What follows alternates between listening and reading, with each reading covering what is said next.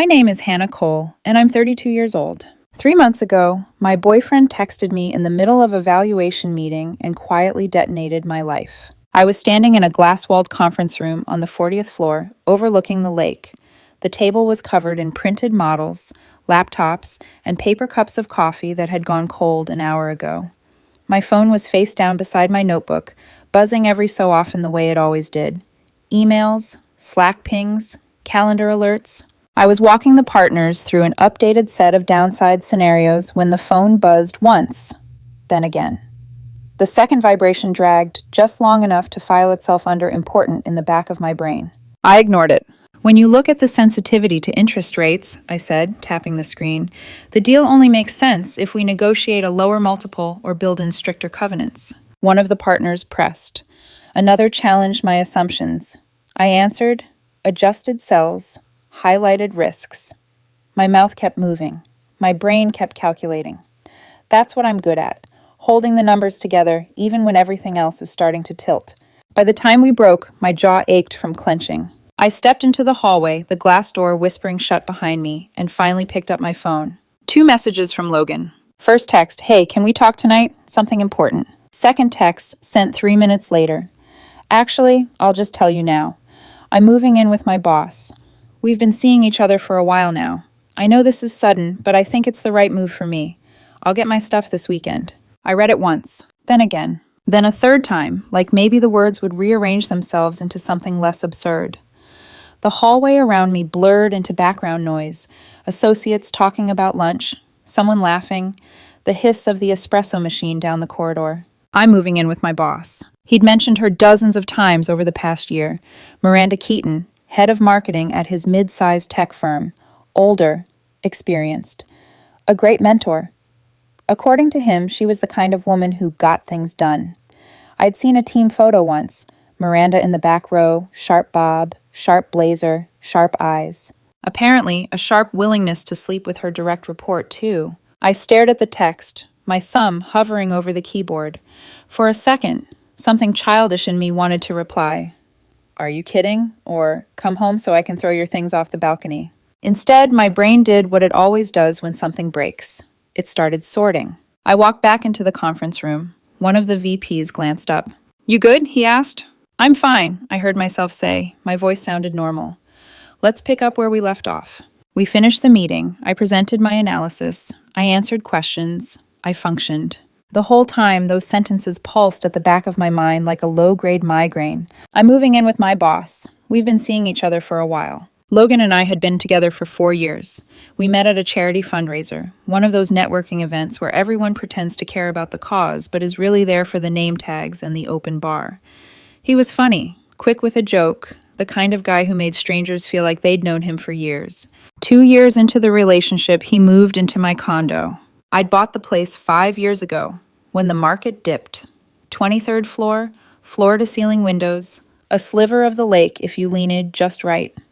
I covered everything, the mortgage, HOA fees, utilities, parking. I make low 6 figures base, with bonuses that double that most years.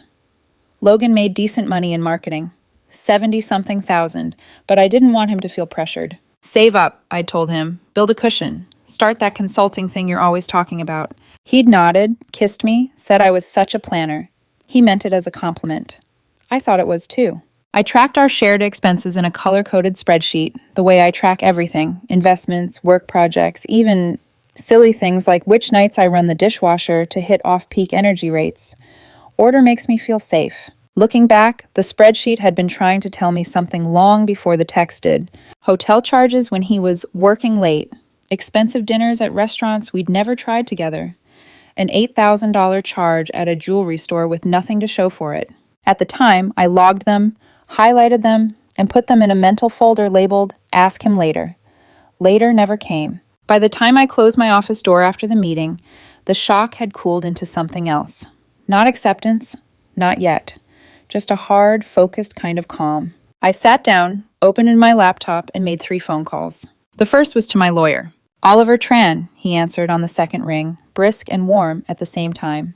We'd worked together a few years back on a real estate deal. Oliver, it's Hannah Cole, I said.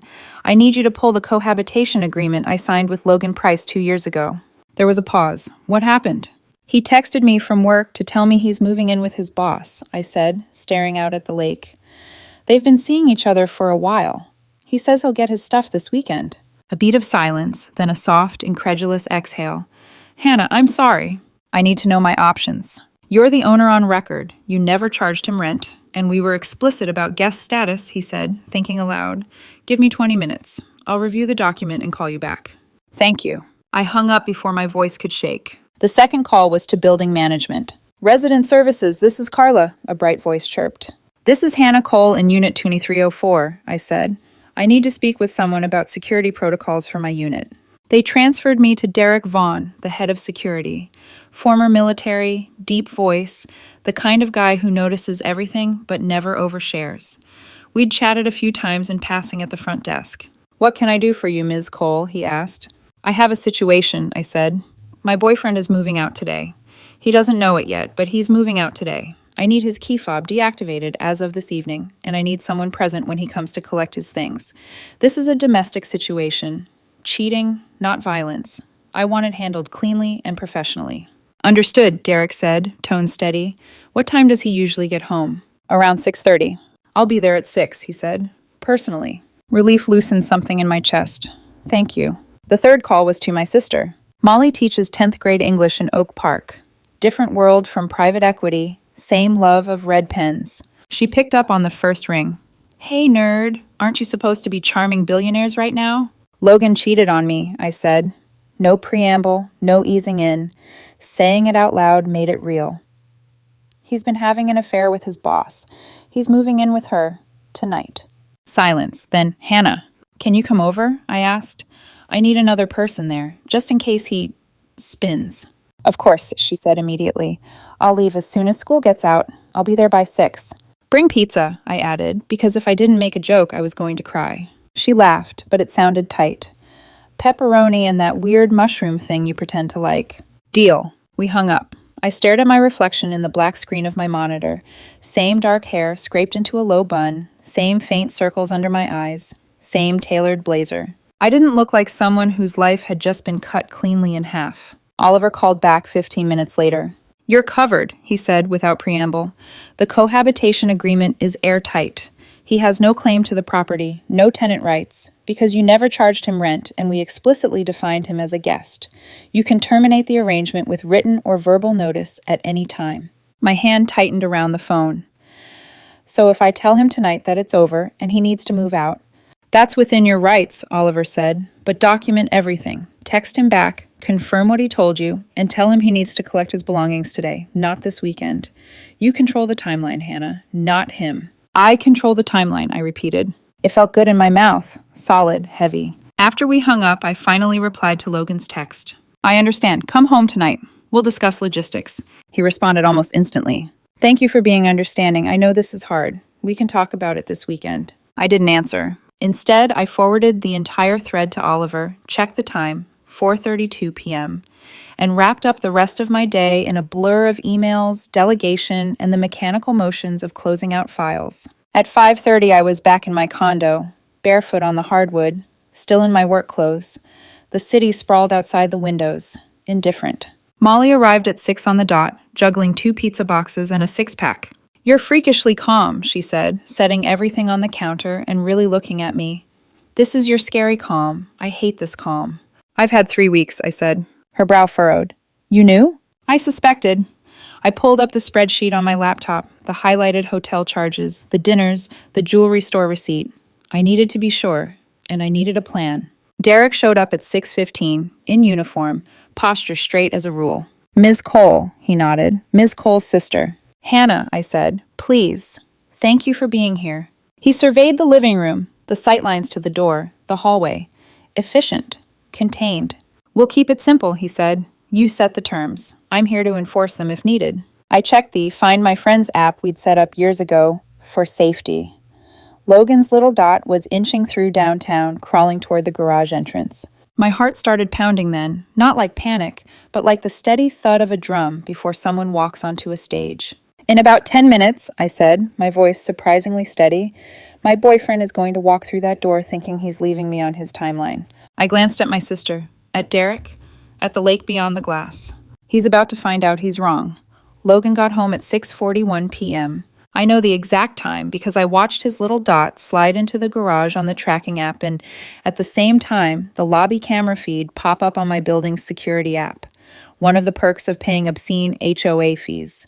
Remote access to everything. There he is, Molly murmured, peering over my shoulder. Derek stood near the front door, hands folded loosely in front of him, the picture of composed authority. He'd already deactivated Logan's fob an hour earlier. Any access he got now would be because Derek or I allowed it. The deadbolt turned. The door opened. Logan stepped inside, letting it swing shut behind him before he really saw the room. He wore the same navy button-down he always wore on important days at work, sleeves rolled to his forearms, messenger bag slung over his shoulder. He smiled automatically when he saw me on the couch. "Hey," he said, dropping his keys into the bowl by habit. Traffic was... He stopped. His gaze slid past me to Molly, perched at the kitchen counter with a slice of pizza she'd forgotten to eat. Then to Derek by the door, in full security uniform. Color drained from his face, the easy smile evaporated. "What's going on?" he asked slowly. "Why is security here?" I stood up. My hands didn't shake. That felt like a small miracle. "You said you're moving out," I said. "I'm helping you do that. Tonight." He laughed once, a sharp, disbelieving sound. "Hannah, what? No. I meant this weekend. I texted you that I'll get my stuff this weekend. We can, talk, figure it out." "We're not doing this on your schedule," I interrupted. My voice sounded calm, even to me. "You've been seeing your boss for a while now. You're moving in with her. You made your choice. I'm just making sure the logistics reflect that." His eyes flicked to Derek again. "You called security on me?" "It's standard protocol when someone's access is being revoked," Derek said evenly. "Prevents misunderstandings." "Revoked," Logan repeated. "This is my home." "No," I said. I picked up my phone from the coffee table, opened the PDF Oliver had sent. "You live here as my guest." I held the screen up so he could see the first page. "This is the cohabitation agreement you signed 2 years ago. It states very clearly that I can terminate the arrangement with verbal or written notice at any time. I'm providing verbal notice right now. I'll email you written notice within the hour." He stared at the screen, eyes skimming over the legalese, recognition dawning. I watched the exact second he remembered signing it, shrugging, telling me, "If it makes you feel better, sure, you're the finance girl." "That's not," he swallowed. "Hannah, come on, you're overreacting. We can talk about this, work through it like adults." "You sent me a breakup text in the middle of my workday to tell me you've been cheating on me with your boss and you're moving in with her," I said. That wasn't exactly like adults. His jaw clenched. "It's complicated." Molly snorted, unable to help herself. "It really isn't." Logan shot her a glare. "Can you stay out of this?" "No," she said flatly. "She's my sister. It very much concerns me." He turned back to me, eyes softening in a way that used to make my chest feel warm. Now it just felt like a tactic. "Han," he said, using the nickname he only pulled out when he wanted something. "Please, let's not do this with," he gestured at Derek, "an audience. We've been together 4 years. Don't you think that deserves an actual conversation?" I let the silence stretch for a moment. Let him feel it. "You had 4 years," I said quietly. "You chose a different conversation." He flinched. Derek cleared his throat, his tone still professional but edged with steel. "Mr. Price, you have 2 hours to pack your essentials. I'll be here to ensure everything stays civil. Anything you don't take tonight, Ms. Cole will have professionally packed and shipped to the address on file." Logan looked between the three of us like he'd walked into the wrong universe. "You can't just kick me out," he said finally. "I've lived here for 2 years. I have rights." "You have guest privileges," I replied, "which I'm revoking." I forwarded him the PDF and the relevant statute Oliver had highlighted, more for my own sense of neatness than because I thought Logan would actually read it. His phone buzzed in his hand. He glanced down, saw the email, and his expression flickered. Recognition, anger, something like fear. The anger won. "You are unbelievable," he said, voice rising. "This is exactly why things got so bad between us. You always have to have everything planned, controlled. You don't leave room for mistakes, for being human." "Cheating on your partner with your boss for months is not being human," Molly said. "It's being an asshole." Logan's eyes snapped to her. "You don't know anything about our relationship." "I know you used her credit card for hotel rooms while she thought you were eating takeout at your desk," she shot back. I know you let her pay for everything while you racked up points on a card she's responsible for. I know you texted her from work to say, I'm moving in with my boss. Honestly, if I weren't here as moral support, I'd be here as a spectator. He actually flushed, spots of color high on his cheeks. Hannah, he said again, softer now, please, just give me a week. I'll stay with a friend. I'll figure something out, but don't do this to me right now. I don't even know if Miranda and I... You said you were moving in with her, I reminded him. Sounds like you figured it out. Something splintered in his expression. He pulled out his phone, turned away, and walked a few steps into the hallway. I heard his side of the call. Hey, it's me. Yeah. No, she's kicking me out tonight. No, she called building security. My fob's dead. He glanced back at Derek and lowered his voice. Can you come get me? I don't know, just please, Miranda, I need you. He hung up and turned back, trying for a veneer of composure. Miranda's coming, he said. She'll help me with my stuff. Great, I said. She can wait in the lobby. He scoffed. She's an executive. She's not waiting around like some...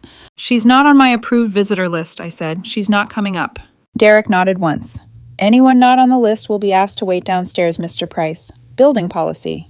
Logan looked like he wanted to argue, but even he seemed to understand that he was outnumbered. He disappeared into the bedroom. Molly exhaled slowly. You doing okay? She asked under her breath. I'm fine, I said automatically. She gave me a look. Try again. I stared at the hallway, at the faint sounds of drawers opening, hangers scraping. I thought I would feel satisfied, I admitted quietly. Like this would feel like justice. And it doesn't? It feels like packing up a crime scene, I said, except I'm the one who bought all the props.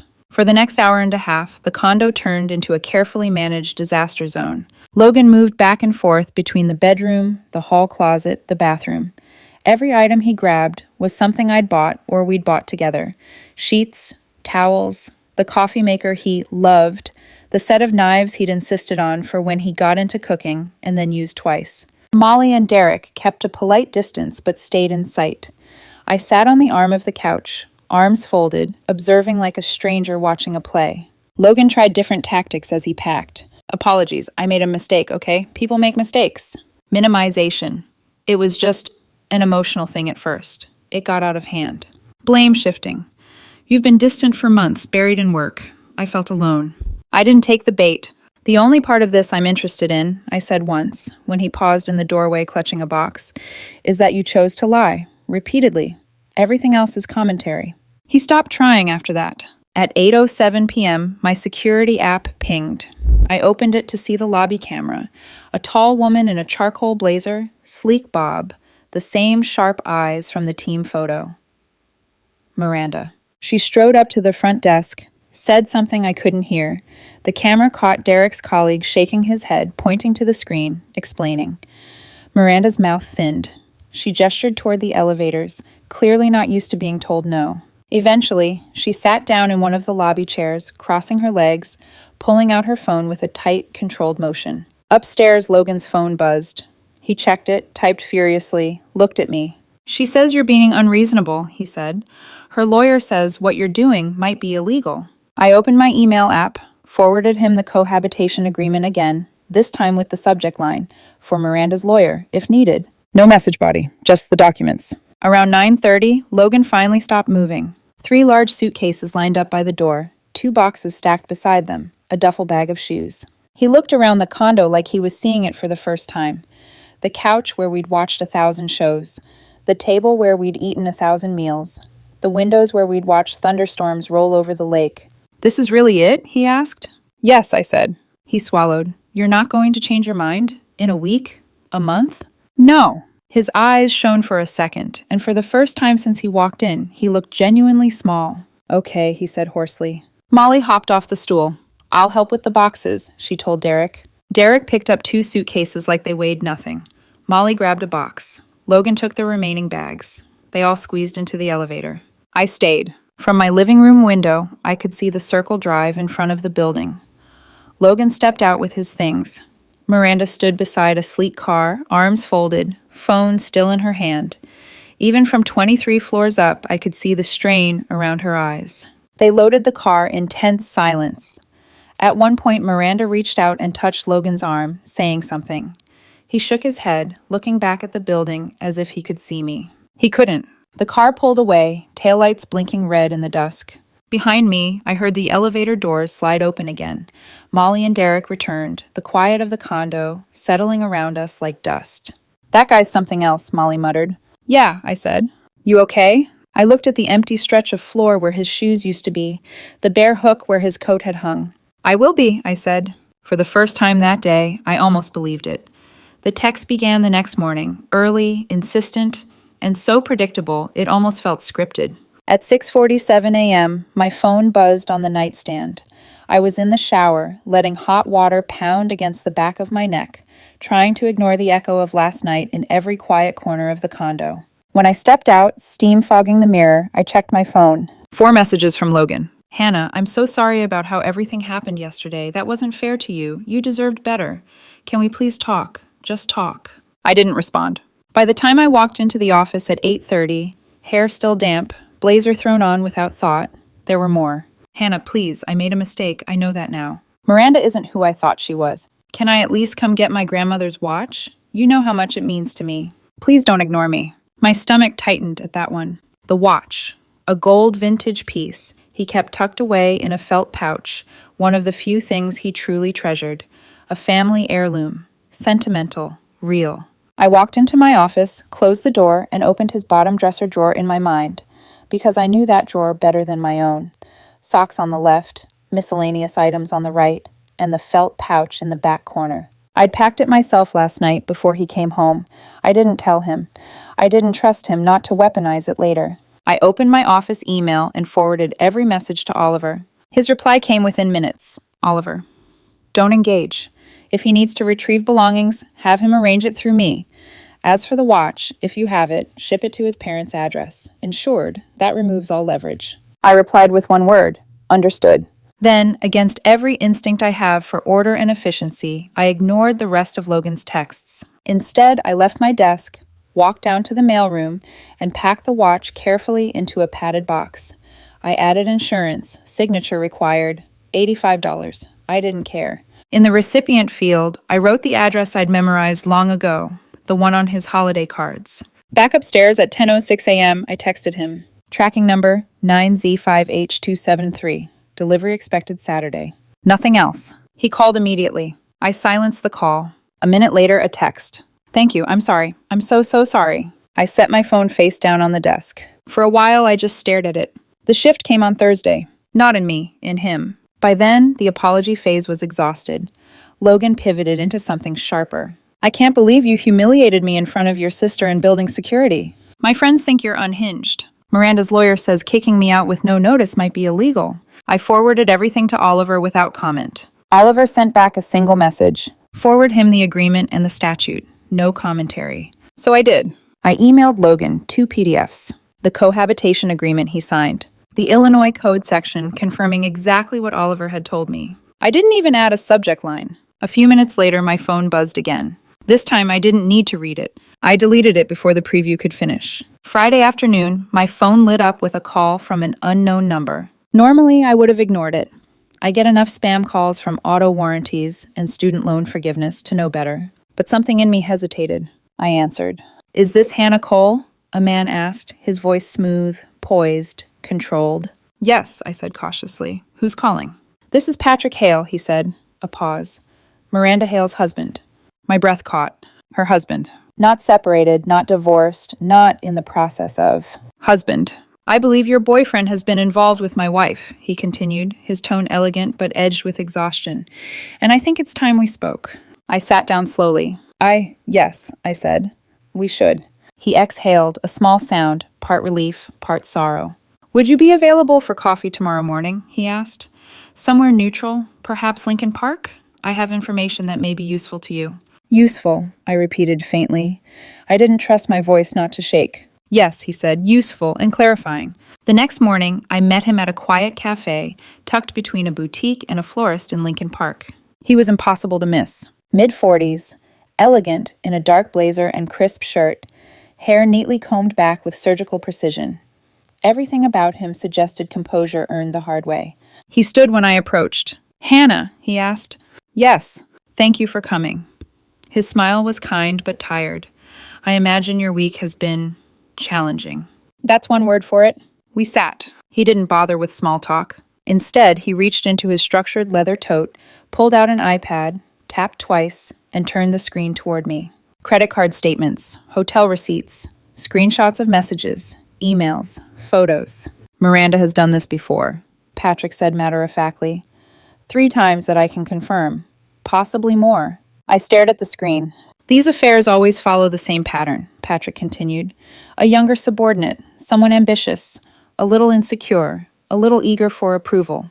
She tells them she and I are separated, that the divorce is complicated because of our business interests. He tapped the iPad again. More evidence. Hotel dates, transaction logs. She tells them she loves them, Patrick said. Tells them that they're special. Gives them expensive gifts she puts on our joint account. It typically lasts 6 to 8 months. How long has she been with Logan? I asked quietly. Patrick tilted his head. 7 months. Something hot and nauseating settled under my ribs. I only discovered this one because of a charge at a hotel in the city when she was supposed to be at a conference in Denver, Patrick continued. I called the hotel. She'd checked in with her partner. I hired a private investigator. He swiped again. Photographs of Miranda and Logan at restaurants, leaving a bar, entering an apartment building near the Loop. I filed for divorce Tuesday morning, he said. My lawyer will be subpoenaing Logan as a witness, not a defendant. But his testimony will be useful. Miranda is the one liable, professionally and legally. I pressed my palms against my knees, grounding myself. Why tell me all this? I asked finally. Because you handled the situation correctly, Patrick said simply. You cut him off cleanly, decisively. Most people in your position don't. He lifted his coffee cup. What your ex is about to experience, he said, won't be what he expected. When women like Miranda lose their professional leverage and financial security, they don't become softer. They become ruthless. And men like your ex rarely understand what they've signed up for. My mouth felt dry. He continued, I wanted you to hear it from someone who isn't trying to manipulate you. Someone who saw all of it from outside. He placed the iPad gently back in his tote. I'm sorry for what you've been dragged into, Patrick said. Truly. There was nothing to say except the truth. Thank you, I murmured. He nodded once, graceful, dignified, and rose from his seat. Good luck, Hannah. You'll be fine. He walked out, leaving cologne and cold clarity drifting in his wake. I sat there for several minutes after he left, staring at my untouched coffee. The world outside kept moving. Strollers, dogs, joggers, people laughing. But something in me had shifted. Not broken. Not hardened, just sharpened. 2 weeks after the meeting with Patricia, my life had settled into a strange, quiet rhythm. The condo was calmer, my work was steady. Molly came over twice a week, sometimes 3, sensing, without asking, that silence felt heavier in an empty home. I slept better. I ate actual meals. I went entire days without thinking about Logan. It was almost starting to feel normal. Which is why the phone call that Thursday night felt like a ghost dragging its fingers across my spine. I didn't recognize the number. Normally, I would have let it ring out. But something, intuition, dread, unfinished gravity, made me answer. Hello? A wet inhale crackled through the line. Hannah. His voice was hoarse, panicked, unraveling. It's me. My heart didn't jump. It didn't ache. It barely reacted. Logan, I said. Why are you calling from another number? I had to, he choked out. You blocked me. Yes, I said. That was intentional. He broke. Not just crying, sobbing. Full, unguarded, heaving sobs that caught in his throat. She lied to me, he sputtered. Miranda lied about everything. I closed my eyes, exhaled slowly, leaned back against the sofa. Logan, I said evenly, what did you think was going to happen? Hannah, please, just listen. He was gulping air like he'd run miles. She told me she was separated. She told me the divorce was just taking time because her husband is some kind of investor. She showed me an apartment lease, said she'd moved out 6 months ago. She didn't, I said. I know that now, his voice cracked. She never moved out. She had a PI following me. Patrick knows everything. He's suing the company. HR dragged me into a meeting this morning. They said the board is reviewing the situation, that it reflects poorly on leadership integrity. You're not leadership, I said. I'm adjacent, he said miserably. And now I'm radioactive. Silence stretched across the line. He sniffed hard, breath shaking. I had to resign. They didn't say it, but I had to. They pushed me out. They told me if I didn't, they'd open a formal misconduct investigation. I didn't say anything. What's worse, he whispered, is that Miranda won't talk to me. She said I should have known better than to get involved with a married woman. She said she can't be seen with me now that the board is involved, like I'm the mistake she made. My hand curled slowly into a fist on the armrest. He kept talking, rambling, unraveling, circling the same drain. Everyone knows, Hannah, he said miserably. My friends, my coworkers, people in the industry, it's all over LinkedIn. I had to deactivate my profile. My mom's asking what happened. My dad's furious. I'm staying in their guest room like some kind of failure. You made choices, I said, calm and blunt. I know, he whispered. God, I know. Then, more softly, I miss you. I closed my eyes, let the weight of those 3 words settle. Not because they hurt, but because they didn't. I made the biggest mistake of my life, he said. I gave up everything for someone who didn't care about me. I left you. I left our home.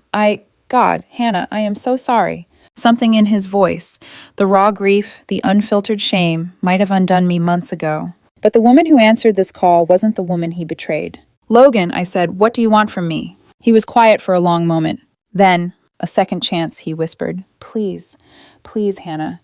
We were good. We were solid. I know I ruined everything, but I can fix it. I'll go to therapy. I'll prove it. Just give me another chance, please. My throat tightened. Not with emotion, with clarity. Logan, I said slowly, you didn't make one mistake. You made 100. You lied to me for months. You chose her, over and over. Every hotel room, every night you said you were working late, every time you looked me in the eye and told me nothing was wrong. He made a small broken sound. That wasn't a mistake, I said. That was who you were choosing to be. Hannah. No, I cut in gently. We're not doing this. Not again. There was a long, desperate silence on the line. When he spoke again, his voice had collapsed into something small. Okay, he whispered. Okay. I didn't say goodbye. I simply hung up. Then I blocked the number. And this time, when the silence settled in the condo, it didn't feel like a ghost. It felt like closure. 3 months passed. Then, suddenly, almost without my noticing, it was fall in Chicago again. The kind of crisp, early September cool that makes the lake look sharper, bluer, as if someone turned the saturation up on the whole city. I kept waiting to feel like I was supposed to feel after something like this. Wiser, hardened, bitter, free, something dramatic, something cinematic. Instead, what I felt was normal. And that surprised me more than anything else. Rebuilding begins quietly. The condo didn't feel haunted anymore. It felt unfinished, like a room mid-renovation. So I started with what I could control. I sold the couch Logan loved and bought a sectional I actually liked. Deep green velvet, the kind of couch you sink into, not perching on the edge like you're waiting for someone to approve of your posture. I repainted the bedroom. Pale sand, clean and warm. Not the cool gray he'd insisted made the room feel modern. I even changed the locks. Not because his fob was still active. It wasn't. Derek had deactivated that the night everything imploded. But because I needed a symbolic line drawn, something physical that said, you don't live here anymore. You don't exist here anymore. Molly kept coming over every Tuesday, a tradition she quietly refused to let die. At first, it was surveillance disguised as companionship, checking I wasn't spiraling, that I was eating, that I hadn't filled a laundry basket with revenge fantasies. But eventually it became us again. Pizza, beer, trashy TV, her venting about her students, me laughing more than I expected. The two of us sprawled out on the new couch, like teenagers who hadn't yet learned what heartbreak costs. One night she said, I missed you, you know. I didn't answer, but I reached for another slice and bumped her shoulder with mine. She understood. The world kept turning, and so did the gossip. Word travels fast in Chicago's corporate circles. A former coworker of Logan's recognized me at a bar one Friday night. He bought me a drink, awkward and earnest. Everyone knew, he confessed, about him and Miranda. We thought you knew too. We didn't know how to say anything. Would it have changed anything? I asked. He thought for a moment, then shook his head. Probably not. People only see what they're ready to see. I nodded, because he was right. He went on to tell me the rest. The company pushed Miranda out. The HR investigation uncovered a pattern of inappropriate relationships. Patrick's lawsuit was brutal and airtight. In the settlement, Miranda lost her company shares. Her reputation in the industry was scorched earth. And Logan? I asked, more out of curiosity than emotion. He's around, the coworker said carefully. Not in the industry. Word spread. He didn't need to elaborate. The fall was complete. Therapy, and the thing I didn't want to hear. I kept going to therapy. I notice, my therapist said one session, that you talk about the events with perfect clarity, but your feelings like they belong to someone else. That's because feelings are inefficient, I said. She smiled. Sit with that, she said. Don't solve it. Just sit with it. Sitting with emotions felt like balancing a glass of water on my palm. Awkward, risky, pointless. But I tried. I let myself feel angry and relieved and embarrassed and strangely grateful. Because closure doesn't come from justice. It comes from understanding you survived something that tried to rewrite who you were, and you didn't let it. The unexpected new beginning. One morning, sitting in my usual corner at the coffee shop near the office, a man approached my table. "Is this seat taken?" he asked, pointing to the empty chair across from me. I shook my head. He sat, opened his laptop, and worked in quiet parallel with me for nearly an hour. At some point, he looked up and said, "Your handwriting is really pretty." I glanced down at my notebook. My cheeks warmed. We ended up talking. An hour passed before I realized it. He laughed easily, asked thoughtful questions, had kind eyes. When he stood to leave, he said, "If you ever want company on your morning coffee break, here's my number." I took the paper, folded it carefully, tucked it into my notebook. And for the first time in a long time, the world felt full again. Not because someone new appeared, but because I no longer felt emptied out. Reflection. Without bitterness. Sometimes, late at night, I think about the text that ended everything. I'm moving in with my boss. 4 words that collapsed a 4-year timeline. Some people call me cold for how I handled it. My mother said I should have talked to him first, that I should have given him a chance to explain. But by the time he sent that text, I had already mourned the relationship. In spreadsheets, in late-night suspicions, in hotel charges highlighted in yellow. My heart had been breaking quietly, silently, long before the explosion. The text wasn't the betrayal, the text was the freedom. I don't wish Logan ill. I hope he figures out who he is without someone else paying the bills and patching his mistakes. I hope he learns. But that chapter is closed, and I'm okay with that. More than okay. I'm rebuilding something better than what I lost. Something wholly mine.